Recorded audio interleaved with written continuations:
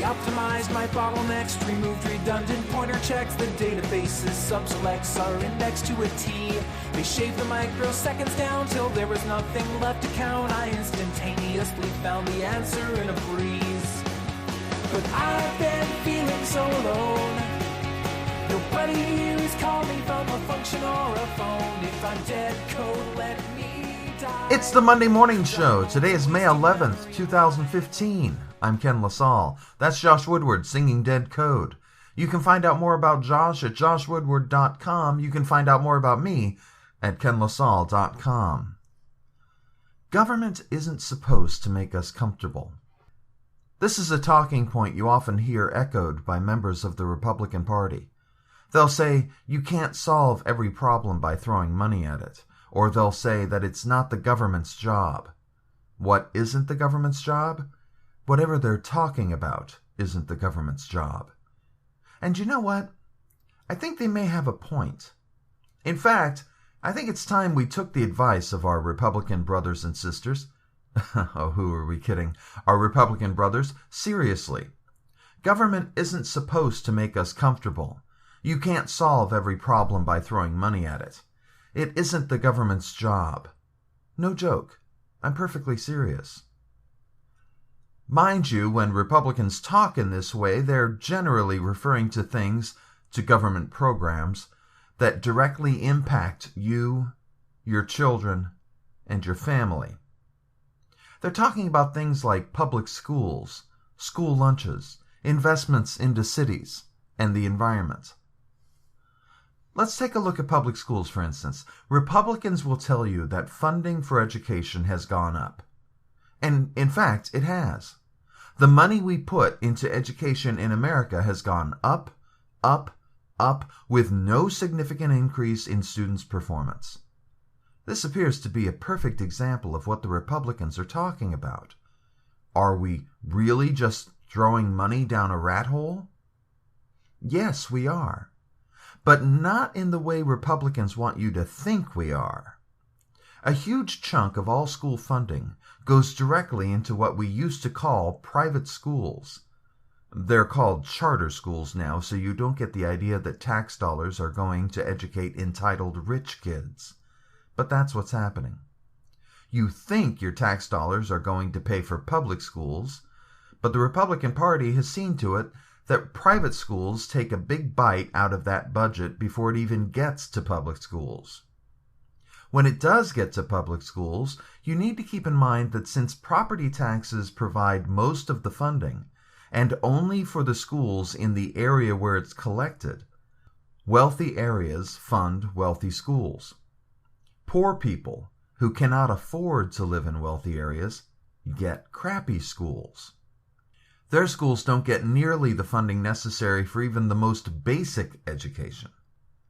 In this case, throwing money at the problem works fine for the rich, but not so well for the poor. The same does not necessarily go for school lunches. In that case, it just doesn't get funded. Oh, sure, the federal government does throw $11 billion at the problem annually.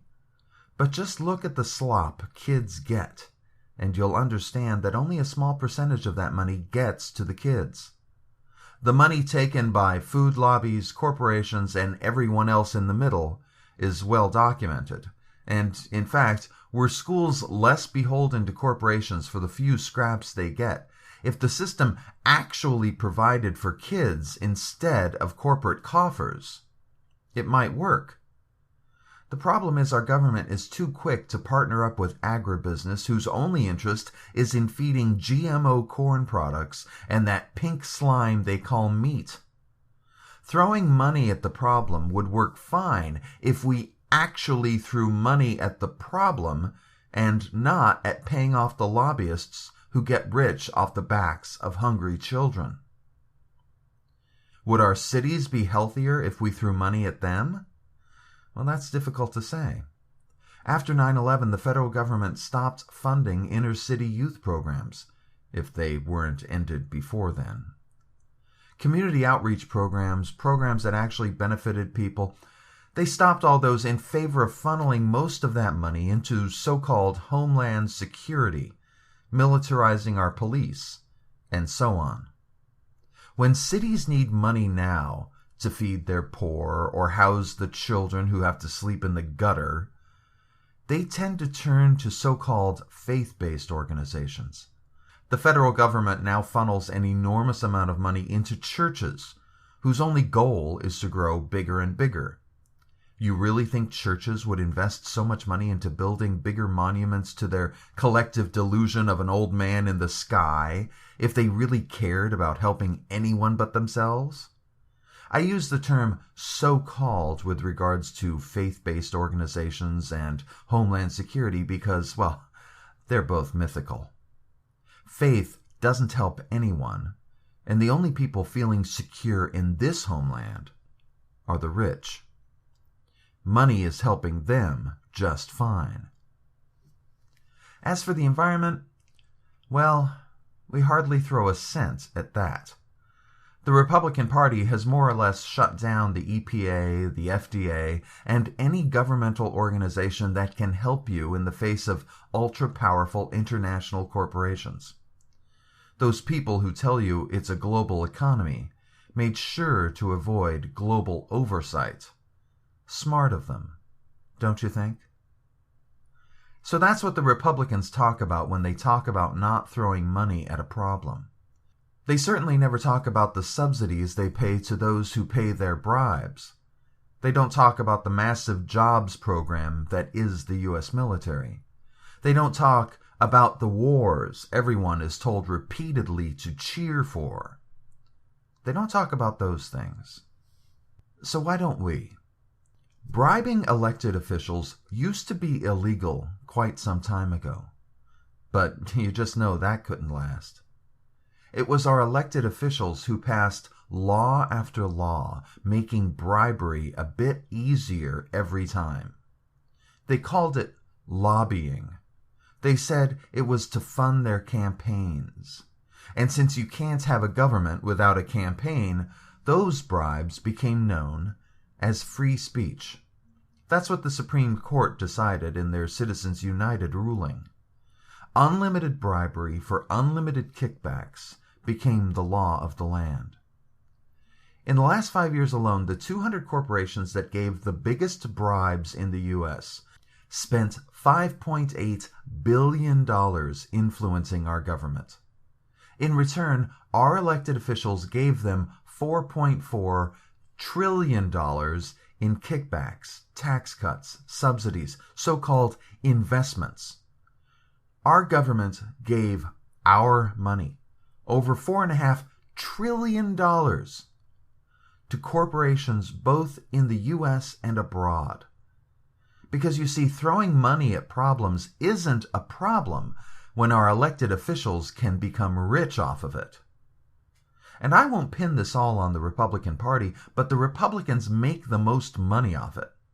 The Democrats are stuck with a system that favors the most dishonest. How do you think Republicans win their elections? They lie and take bribes and smear their opponents, and we stupid Americans, fall for it every time. Meanwhile, the U.S. military has become so gorged with money, even the Pentagon has said enough. Mind you, this money isn't meant for the Pentagon, it's meant for the military contractors who bribe our elected officials. They get billions, and we get nothing. Oh, we get plenty of dead kids and homeless veterans. We get that. We get hated around the world, too. But Raytheon doesn't care about that. Northrop Grumman and all the other weapons dealers don't care. All they care about is getting rich. When we stockpile too many weapons, we simply find a place to use them.